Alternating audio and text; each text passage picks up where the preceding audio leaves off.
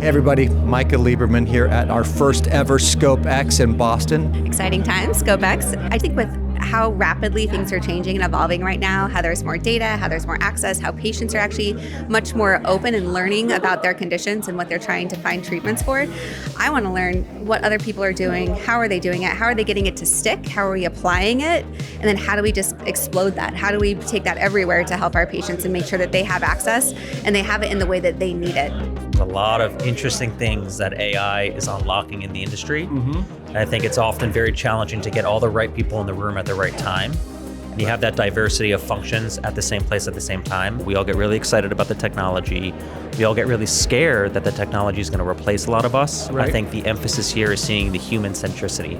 At the end of the day, if the humans aren't involved, the human in the loop, none of this tech is going to work. Right. So I'm here to meet the people behind the scenes. This is my first time attending ScopeX, and day one has been amazing, very insightful, practical experiences that has been shared by a lot of speakers. I'm going to be taking home a lot of learnings. I made a lot of connections so far. I'm amazed at how many people are like-minded, aligned, and work in the same domain as I do. I think that simply being here is such great representation. The types of personas that we've seen so far have been fantastic.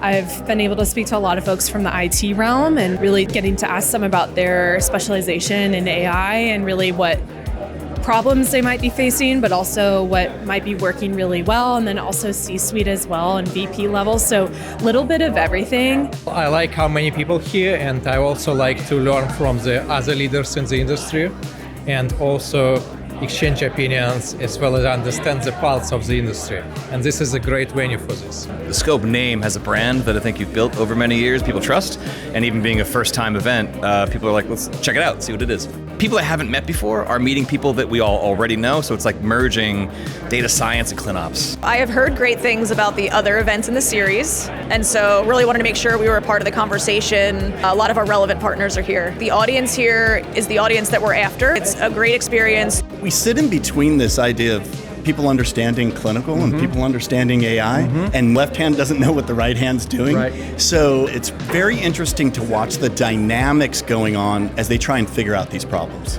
You can't just slap AI on a process. You need to understand the process. We're talking about clinical research. AI is evolving very rapidly, so I think this is a very good occasion to be up to date with the latest development across pharma companies and other tech companies. I think it's important to define a common pipeline, common set of rules to effectively scale AI products that have to start from testing, going to learning, and then scaling. So it should not be a mere top-down adoption, but it should be very slowly and adaptive.